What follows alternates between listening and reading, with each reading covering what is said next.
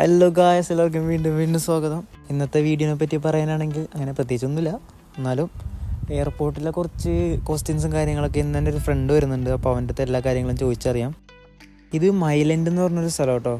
എൻ്റെ വീടിൻ്റെ അവിടെ നിന്ന് ഒരു 20 മിനിറ്റ്സ് വാക്കുണ്ട്. നിങ്ങൾ ലണ്ടനിലോട്ട് വരികയാണെങ്കിൽ ഞാൻ ട്രെയിനിൽ വരാനേ സജസ്റ്റ് ചെയ്യുള്ളൂ. കാരണം ഇപ്പോൾ ഒരു ക്യാബൊക്കെ ബുക്ക് ചെയ്യണമെങ്കിൽ തന്നെ അത്യാവശ്യം നല്ല എമൗണ്ട് വരും. ഇപ്പോൾ ഞാനന്ന് വന്നത് 60 കൊണ്ടിനാണ്. ഇപ്പോൾ ട്രെയിനിന് വന്നു കഴിഞ്ഞാൽ ഫ്രീ ട്രാൻസിറ്റാണ്, അധികം ഫണ്ടൊന്നും ആവില്ല. എനിക്ക് എയർപോർട്ടിൽ പോകാനായിട്ട് ഞാൻ വേറെ സ്റ്റേഷനിൽ ഇറങ്ങിയിട്ട് വേറൊരു ട്രെയിൻ എടുത്തിട്ടാണ് എനിക്ക് പോകാനായിട്ട്. ഫോണിൻ്റെ ചാർജർ എടുത്ത് എന്തായാലും നന്നായി. ലണ്ടനിൽ ഏറ്റവും വലിയ പ്രശ്നമാണ് ഇവിടുത്തെ സ്ട്രൈക്ക് കാര്യങ്ങൾ, പിന്നെ ട്രെയിനിൻ്റെ എന്തെങ്കിലും മെയിൻ്റെനൻസ് വർക്കുകളൊക്കെ വരുമ്പോൾ ഏറ്റവും വലിയ പ്രശ്നം അതാണ്. ഗൈസ്, ഇത് ഞാൻ ഇപ്പോഴും ശ്രദ്ധിച്ചത്, ഈ ട്രെയിനിലാകെ ഞാൻ മാത്രമേ ഉള്ളൂ. ഇപ്പോൾ ഒരു സീൻ കിട്ടി ഗൈസ്. ഞാൻ വിളിക്കാൻ വന്ന ചെക്കനെ വിളിച്ചിട്ട് കിട്ടുന്നില്ല. ഇനിയിപ്പോൾ ഞാൻ അവിടെ ചെന്ന് അനൗൺസ്മെൻറ്റിൽ ചെന്ന് പറയേണ്ടി വരുമെന്നാവും. അവൻ്റെ നമ്പർ എനിക്കറിയാൻ പാടില്ല. 1 വർഷം മുന്നേ ഭയങ്കര എക്സൈറ്റ്മെൻറ്റിൽ ഒരാൾ വന്ന് ഇറങ്ങിയായിരുന്നു. ആ ആളാണ്. ഇതാണ് നമ്മുടെ മെയിൻ അറൈവൽ. പുള്ളിനെ നമുക്ക് ഇവിടെ നിന്ന് വെയിറ്റ് ചെയ്യാം. അതിൻ്റെ ഇടയ്ക്ക് വേറൊരു സീൻ കിട്ടി. പുള്ളി വന്ന് ഇറങ്ങിയത് ടെർമിനൽ 3 ഞാനിപ്പോൾ നിൽക്കുന്ന ടെർമിനൽ 4 പുള്ളിനെ 2 മണിക്കൂറായിട്ട് കാണുന്നില്ല. ഞാനങ്ങ് ടെൻഷനായി. സദാമാനായി പുള്ളിനെ വിളിച്ച്. പുള്ളി ടെർമിനൽ 3 അവിടെ ഉണ്ടെന്ന് പറഞ്ഞതാണ്.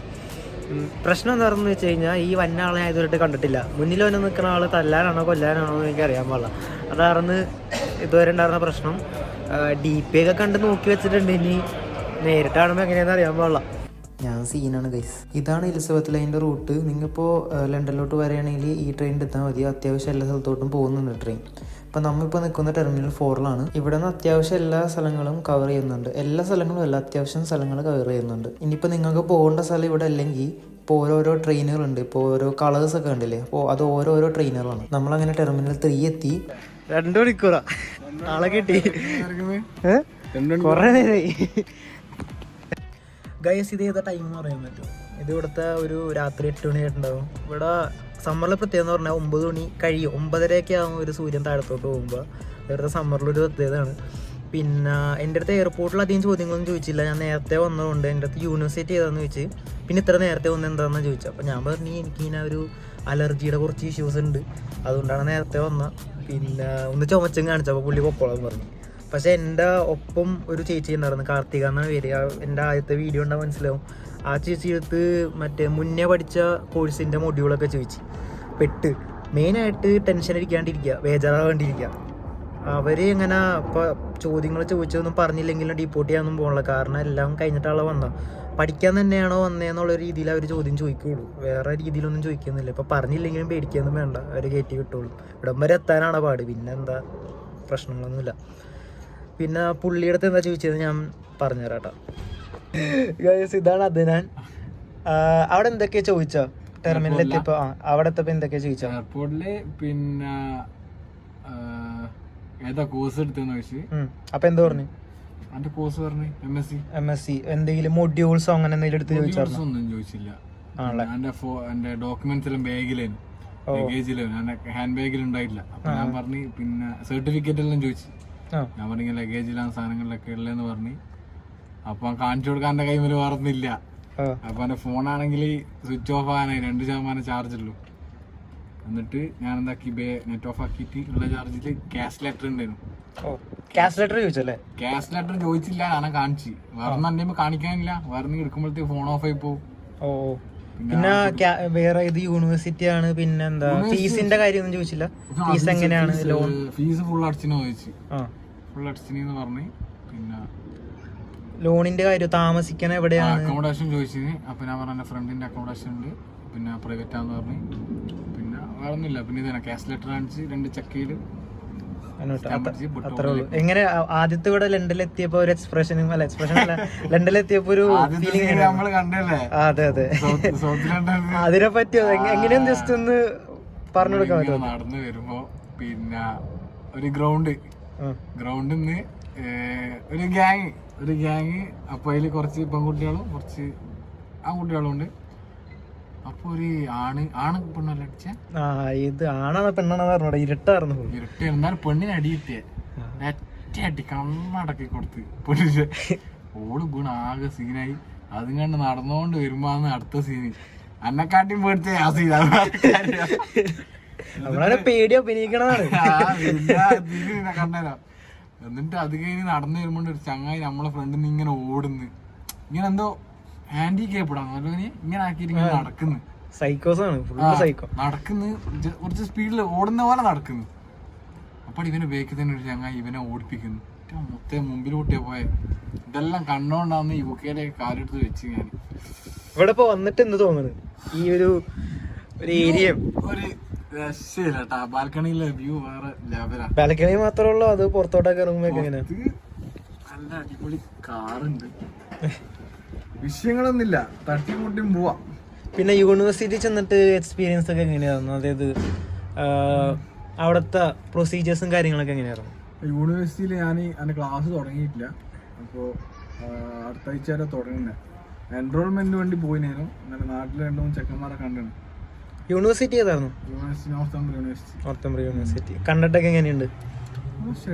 കുഴപ്പമൊന്നുമില്ല. ഇപ്പൊ സെപ്റ്റംബർ ഇൻടേക്കില് ആൾക്കാര് കുറെ പേര് വരാൻ നിൽക്കുന്നുണ്ട്. അപ്പോ അവരുടെ അടുത്ത് പറയാൻ എന്തെങ്കിലും ഉണ്ടോ? അവരുടെ അടുത്ത് പറയാൻ ഞാനിപ്പോ വന്നിട്ടല്ലേ ഉള്ളൂ. അതെ, പാർട്ട് ടൈമിന് ചെറിയ വിഷയങ്ങൾ ഉണ്ടെന്ന് തോന്നല്ലേ? പാർട്ട് ടൈം അതിപ്പോ ഇനി സെപ്റ്റംബർ ആകുമ്പോഴേക്കും കുറച്ച് ശരിയാവുന്നുള്ളൂ.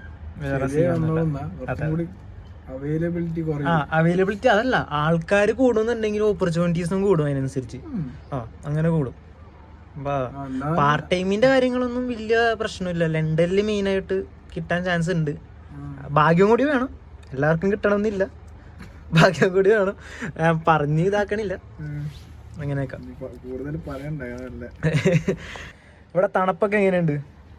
തണുപ്പ് കാര്യമായിട്ടുള്ള തണുപ്പില്ല, ഇപ്പൊ സമ്മറല്ലേ. എന്നാലും ഇറങ്ങിയപ്പോ മോശമില്ല. ഇപ്പോഴും നല്ല കാറ്റാ, അത് തണുത്ത കാറ്റാ. പക്ഷെ ഇങ്ങനെ നല്ല രസമുണ്ട് ശരിക്കും. ഇങ്ങനെ ചായ കുടിച്ചിട്ട് എനിക്ക് ചായ ആക്കാൻ അറിയില്ല. തണുപ്പ് ഉച്ചക്കെല്ലാം വെയിലല്ലേ? അല്ലേ, ഉച്ചക്കൊക്കെ നല്ല അത്യാവശ്യം വെയിലുണ്ട്. വൈകുന്നേരം ആയിക്കഴിഞ്ഞാൽ പിന്നെ രാത്രി അങ്ങോട്ട് നല്ല തണുപ്പാ, സമ്മറായോണ്ടാണ്. പിന്നെ ഫ്ലൈറ്റിന്റെ ഇതൊക്കെ എങ്ങനെയായിരുന്നു? ആദ്യമായിട്ടാണോ ഫ്ലൈറ്റ് കയറുന്നത്? ഫസ്റ്റ് ഇന്റർനാഷണൽ ഫ്ലൈറ്റ് തന്നെ ലണ്ടനിലോട്ടല്ലേ? അതിന്റെ എക്സ്പീരിയൻസ് എങ്ങനെയാ? ഏത് ഫ്ലൈറ്റ് എടുത്തു? എൻ്റെ വിസ്താര ഫ്ലൈറ്റ് എയർലൈൻസ്. അപ്പോൾ ഞാൻ കണ്ണൂരാണ്, കണ്ണൂരിൽ നിന്ന് ബാംഗ്ലൂരിൽ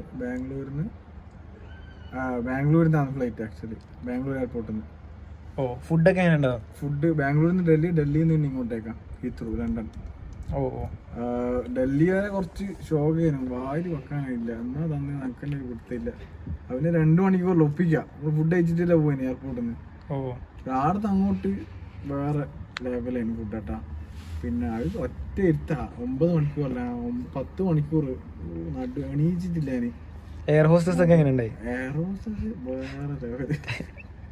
അതിൽ ചങ്ങായി ഉണ്ടായിരുന്നു, മുത്ത അവനെ കണ്ടാ തന്നെ പിടിച്ച് മുത്തിപ്പോവും ചെയ്തിട്ട്. പിന്നെ ഫുഡ് എന്ന് പറഞ്ഞാല് വെജിൽ ഞാൻ നോക്കിയില്ല, നോൺ വെജ്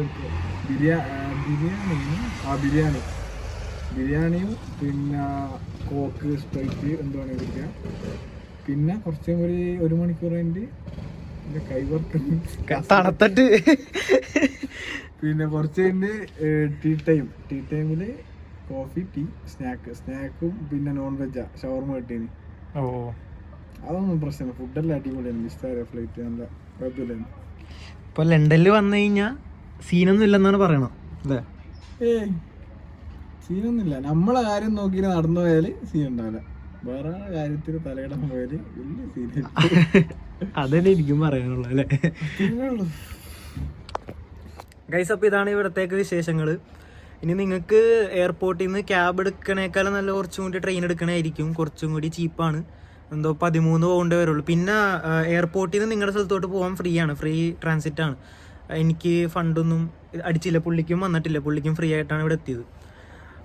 എന്തെങ്കിലും ഡൗട്ടൊക്കെ ഉണ്ടെങ്കിൽ ഇൻസ്റ്റാഗ്രാമിൽ മെസ്സേജ് അയച്ചാൽ ഞാൻ കമൻറ്റിൽ പിൻ ചെയ്തിട്ടേക്കാം. അപ്പോൾ അടുത്ത വീഡിയോ കാണുന്നവരെ ബൈ.